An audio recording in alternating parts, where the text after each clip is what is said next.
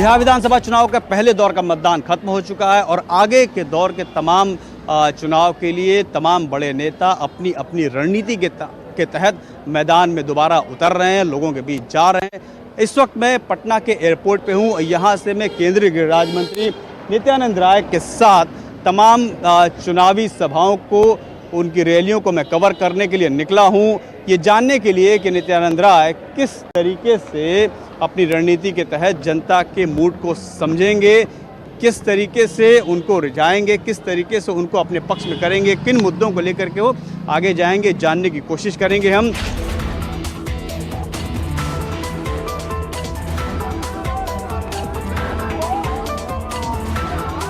पटना से हम मोतिहारी पहुंचे हैं और मोतिहारी में कई जनसभाएं हैं जो बीजेपी नेता केंद्रीय गृह राज्य मंत्री नित्यानंद राय जी जनता को संबोधित करेंगे। देखिए उनका यहाँ पे ज़बरदस्त स्वागत किया जा रहा है और काफ़ी उत्साह है लोगों में यहाँ पे। तो चंपारण में, मोतिहारी में कई जनसभाएं को संबोधित करेंगे नित्यानंद राय जी और यहाँ के लोगों का मूड जानेंगे, अपनी बात बताएंगे। दूसरे चरण का मतदान जो है उसके प्रचार के लिए तमाम बड़े नेता मैदान में उतर चुके हैं।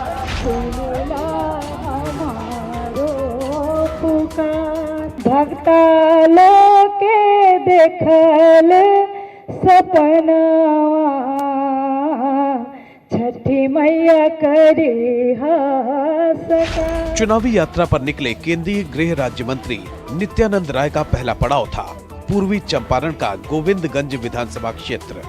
एनडीए कोटे से ये सीट बीजेपी के खाते में गई है। बीजेपी ने यहां से सुनील मणि तिवारी को अपना प्रत्याशी बनाया है। सुनील मणि तिवारी का मुकाबला एलजेपी के राजू तिवारी और महागठबंधन से कांग्रेस के प्रत्याशी ब्रजेश पांडे से है। बीजेपी प्रत्याशी सुनील मणि तिवारी के पक्ष में प्रचार करने पहुंचे नित्यानंद राय ने लोगों को संबोधित करते हुए न सिर्फ मोदी सरकार का गुणगान किया बल्कि विपक्ष पर करारा हमला भी बोला। हमारे मोदी जी जीवन से मरण तक की जिन्होंने चिंता की, किसानों को सम्मान निधि देकर प्रधानमंत्री जी ने प्रत्येक किसानों के खाते में इस वर्ष में 6,000 रुपया भेजने का काम कर रहे हैं। एक तरफ मंच पर नित्यानंद राय की जनसभा चल रही थी, इधर हमारे संवाददाता जनसभा में शामिल लोगों से बातचीत कर रहे थे। सुनिए अब की बार क्या है बिहार का चुनावी माहौल। इस वक्त हम जो है बिहार के चंपारण में है, मोतिहारी के गांव में, देहात इलाके में है और यहाँ जाने की कोशिश करेंगे तमाम राजनीतिक पार्टियाँ जो अपने अपने दावे कर रही हैं, उनके दावों पे कितना वो जनता उनको खरा उतारेगी, ये बात करने की कोशिश करेंगे। क्या लगता है, क्या मुद्दा है इस बार जनता का, पब्लिक क्या सोच रही है इस बार मोतिहारी में? हम लोग तो बीजेपी के वोट देते हैं और उसके बाद जब उनका हाल जाने, क्रम जाने, हम लोग तो बीजेपी का वोट देते हैं। आरजेडी बदलाव की बात कहती है कि बहुत कुछ काम नहीं हुआ, बदलना चाहिए। यही तो हम उतना तो ना बता पाएंगे। क्या भाई कोई इस बार क्या विचार है, बदलाव है या सरकार ठीक है? ठीक है। हाँ। किसकी सरकार बनाएंगे आप? कमल साहब। हम लोग के क्यों? हाँ, सब हम लोग का मिल रहा है। भारत सरकार के केंद्रीय गृह राज्य मंत्री, हाँ, भाजपा की सरकार बनी गई। मुद्दा क्या है इस बार, मुद्दा चुनाव का क्या है? सेंट्रल में बीजेपी का सरकार है तो दूसरों से नहीं होगा। क्या बाबा? बिहार सरकार के पूर्व मंत्री सम्राट चौधरी जी समस्या के दूर करी? कमल के फूल उहे दूर कर, राशन हुए दलक, बिजली हुए दलक, पानी हुए दलक, पहले कुछ ना रहो हमने के मिलत अनिल राय जी तो दूर तो उहे करी जी। बदलाव हुई ना हमने के बदलाव नहीं है। क्या विचार है इस बार? ये विचार तो स्पष्ट है, एनडीए सरकार इस बार निश्चित रूप से है। यहाँ से हमारे सुनील मणि तिवारी जी जो भाजपा के उम्मीदवार हैं, वो काफ़ी सामाजिक आदमी हैं और पार्टी के लिए पिछले 40 सालों से लगे हुए थे। उनको पार्टी बुला करके टिकट दी है। लोग कहते हैं कि नीतीश कुमार जी का इस बार जादू नहीं चलेगा, दो युवा चेहरे हैं, दोनों विरोध कर रहे हैं, तो इसका असर कितना? नहीं सब देखिए, ऐसा है ना, वो युवा तो हैं, अच्छी बात है, लेकिन युवाओं का आइकन नहीं है वो। एक नौवीं फेल हैं, वो कह रहे हैं कि मैं रोजगार दूंगा, कैसे रोजगार देंगे ये समझ से परे है। क्या विचार है इस बार? इस बार तो विचार है, देखिए हम लोग युवा हैं, जो युवा का जो साथ देगा वो हम लोग साथ देंगे। विचार तो यही है, दूसरा क्या कहेगा। मुद्दा क्या है इस बार? मुद्दा है नौकरी का मुद्दा है। बच्चे लोग नौकरी सब लोग घूम रहे हैं, नौकरी न बिहार में कहा जाता है कि जात पात पे वोट बहुत पड़ता है, तो जात पात नहीं, इस बार देख रहा हूँ कि हर आदमी रोजगार बेरोजगारी की बात कर रहा है। तो कितनी उम्मीद है नौकरी को? सर कोरोना के चलते रोजगार ही खत्म हो गया। खेती गृहस्थी करके पैसा उसका गार्जियन भेजता है दिल्ली, मुंबई, चीन, अमेरिका पढ़ने के लिए, आके यहाँ घर पर बैठा है। रोजगार ना सबसे, नौकरी सबसे मुद्दा है। दुनिया में क्या चाहिए? नौकरी चाहिए। लड़का लोग कमाए पढ़े, उसके पास गार्जियन पैसा लगाए और उसका नौकरी ही बनेगा, घर चल के बकरी चलाती कोई, उनको सरकार नहीं चाहिए। हमें नौकरी चाहिए, हमें बच्चे लोग, हमारे भाई लोग। इस बार नीतीश जी, मोदी जी का जादू चलेगा?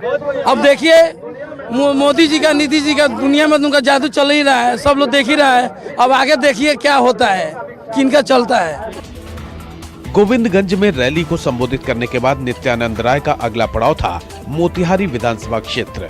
मोतिहारी सीट पर 2005 से बीजेपी का कब्जा है।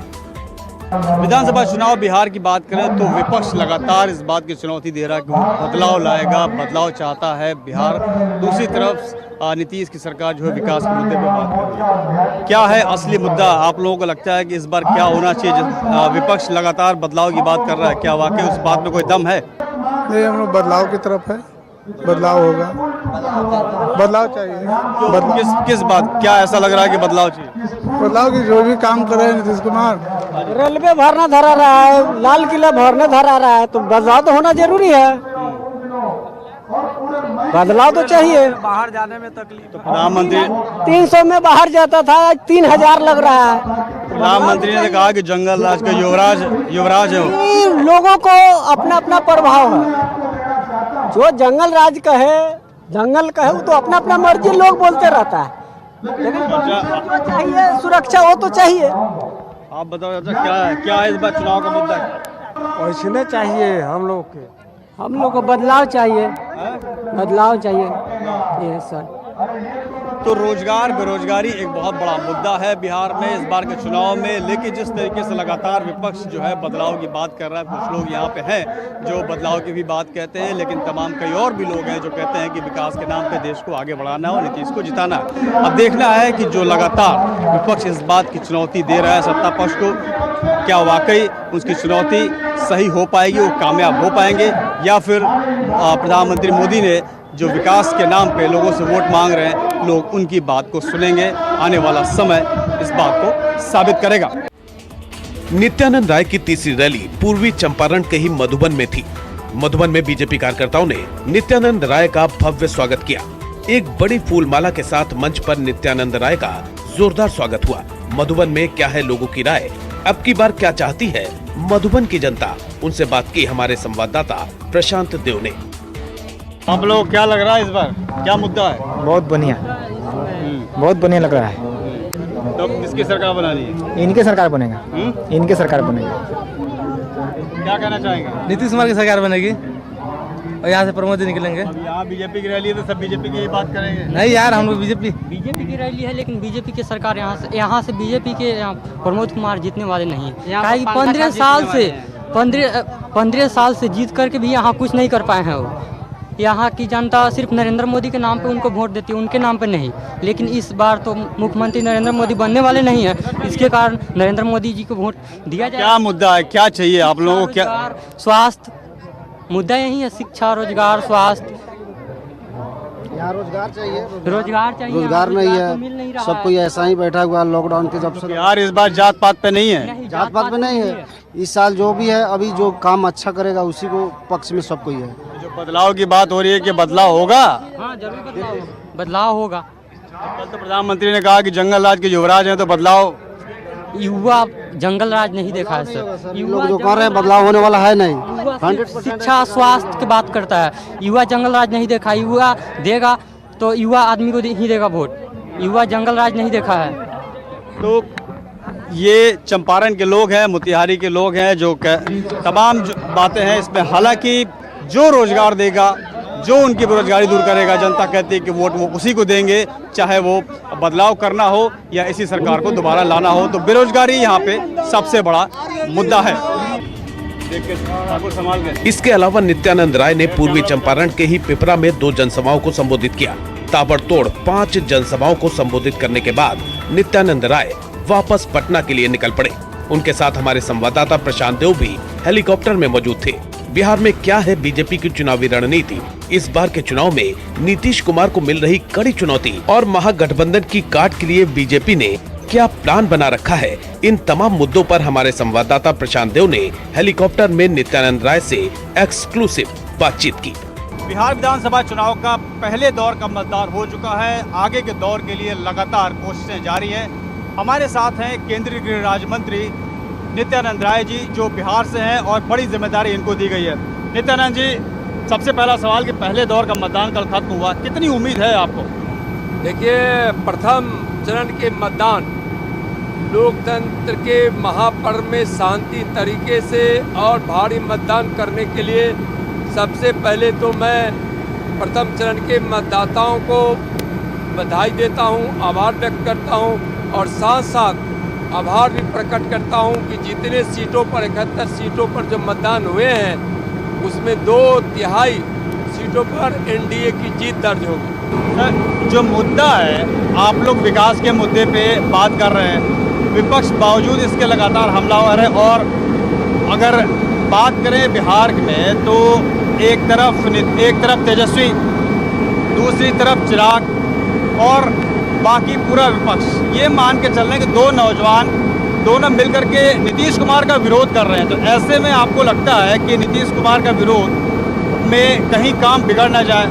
एक तरफ चिराग पासवान जो है आपके साथ हैं, दूसरी तरफ साथ नहीं भी हैं, तो इसका कोई नुकसान हो सकता है? क्या आकलन है आपका? देखिए, बिहार की जनता माननीय प्रधानमंत्री जी से सीधे जुड़ी हुई है और आपको बताऊं कि उनके जो मन की बात है जिसमें वह लोगों को सुनते भी हैं, उनका सुझाव भी उन तक पहुंचता है और मन की बात के माध्यम से, अपने योजनाओं के माध्यम से और कई संवादों के माध्यम से प्रधानमंत्री सीधा देश और बिहार वासियों से जुड़े रहते हैं। अब देश की जनता, बिहार की जनता माननीय प्रधानमंत्री जी से सीधे जुड़ी हुई है और नरेंद्र मोदी जी के इस प्रभाव के कारण, लगाव के कारण बिहार में 2/3 बहुमत से एनडीए की सरकार बनेगी। उसमें नीतीश कुमार जी के जो विकास का काम है वह भी बिहार की जनता ख्याल रखी है और इसका भी प्रभाव है। सर, एक मुद्दा उठा है चुनाव में पीएफआई का। जमाते इस्लामी जो प्रतिबंधित संस्था है और पीएफआई, उसके फंडिंग को लेकर के कई सवाल खड़े हो रहे हैं। कुछ बीजेपी नेताओं ने आरोप लगाया कांग्रेस का उनके साथ गठबंधन है, उनके साथ उनका सहयोग है। और आप केंद्रीय गृह राज्य मंत्री हैं, आप हर चीज़ को अच्छी से जानते हैं, तो इस पर क्या है, हकीकत क्या है और क्यों नहीं पीएफआई को प्रतिबंधित किया जाता है? देखिए, पीएफआई कांग्रेस का आरोप है कि राहुल गांधी के लेकर के राहुल गांधी उसका साथ देते हैं। कैसे कहते हैं आप लोग ये बात? देखिए, पीएफआई से कांग्रेस का गठबंधन होना और कांग्रेस का आरजेडी से गठबंधन होना, यानी कि महागठबंधन में इन सबों का सम्मिलित होना, यह दुर्भाग्यपूर्ण है। पीएफआई हमेशा देश विरोधी गतिविधियों में संलिप्त रहने का उसका इतिहास रहा है, लेकिन केंद्र की सरकार माननीय नरेंद्र मोदी जी के नेतृत्व में पूरी निगाह, माननीय गृह मंत्री जी के नेतृत्व में पूरी निगाह पीएफआई पर रखे हुए हैं। जरूरत पड़ेगी तो कड़ी से कड़ी कार्रवाई इस पर होगी। प्रधानमंत्री ने अपने भाषण में कहा कि जंगल राज का युवराज कहा। जाहिर सी बात है कि तेजस्वी की तरफ बात थी, बावजूद इसके ज़मीन पे कहीं कहीं लगता है कि सीधी टक्कर आपकी आरजेडी और बीजेपी से है, मतलब आपके गठबंधन। तो कैसे देखते हैं कि जंगल राज का युवराज क्या आपको तंग कर सकता है? देखिए, कहीं कोई टक्कर नहीं है, कहीं कोई टक्कर नहीं है। और हमारे प्रधानमंत्री जी जो बोले हैं तो वह 15 वर्षों का जो शासन काल रहा है, जिसका नेतृत्व आरजेडी और लालू जी के परिवार किए हैं, उसी परिवार से यह युवराज है। बिहार को इसके लिए सावधान होना चाहिए। इस युवराज से जो उस संस्कार को आज देखे ना कि किस प्रकार की भाषाएं बोलने लगे, तनाव की भाषा बोलने लगे, तो फिर उस प्रकार की व्यवस्था ना आ जाए।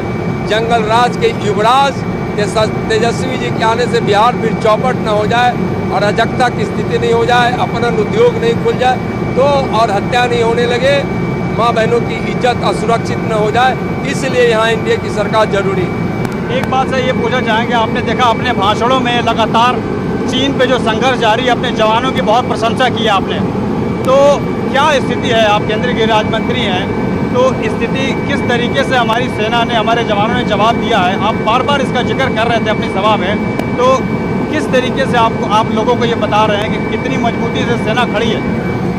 देखिए, माननीय प्रधानमंत्री जी के नेतृत्व में देश की सीमा भी सुरक्षित है, देश मजबूत भी हुआ है, देश के जवानों का आत्मबल भी बढ़ा है, देशवासियों के अंदर प्रधानमंत्री जी के प्रति एक विश्वास ही बढ़ा है कि हम प्रधानमंत्री जी के देश में देश हमारा मजबूत हो रहा है, समृद्ध भी हो रहा है, शक्तिशाली भी हो रहा है। तो निश्चित रूप से आज हमारा देश सुरक्षित है, सीमा सुरक्षित है, आंतरिक सुरक्षा भी बहुत मजबूत है। इस प्रकार से प्रधानमंत्री जी के नेतृत्व में हमारा देश आगे बढ़ रहा है, समृद्धशाली हो रहा है और शक्तिशाली भी हो रहा है। एक आखिरी सवाल, बार बार लोगों को ये कंफ्यूजन हो रहा है कि जिस तरीके के समीकरण बन रहे हैं, एक मैं फिर से वही सवाल पूछूंगा, कहीं कोई दो राय, कहीं कोई शुबा नहीं है कि नीतीश कुमार ही मुख्यमंत्री बनेंगे, एकदम तस्वीर साफ है जी, कहीं कोई डाउट, कोई शुबा नहीं है कि नीतीश कुमार मुख्यमंत्री बनेंगे, एकदम क्लियर है, बिल्कुल क्लियर है, कहीं कोई शक नहीं है, 2/3 बहुमत से सरकार बनेगी। तो ये थे केंद्रीय गृह राज्य मंत्री नित्यानंद राय जी, जिनको बिहार की एक विशेष जिम्मेदारी दी गई है, बिहार के लिए बड़े अच्छे रणनीतिकार माने जाते हैं और जिस तरीके से चुनावी सभाओं में इनको समर्थन मिल रहा है, इनको लगता है कि इस बार दोबारा 2/3 से सरकार बनेगी और हर हाल में चाहे नतीजे कुछ भी आए, समीकरण कुछ भी हो, नीतीश कुमार ही अगले मुख्यमंत्री होंगे एनडीए की तरफ से।